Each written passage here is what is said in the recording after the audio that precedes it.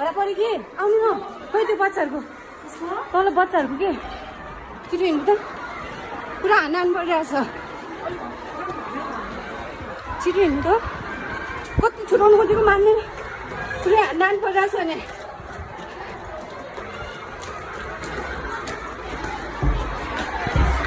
हेर्नु त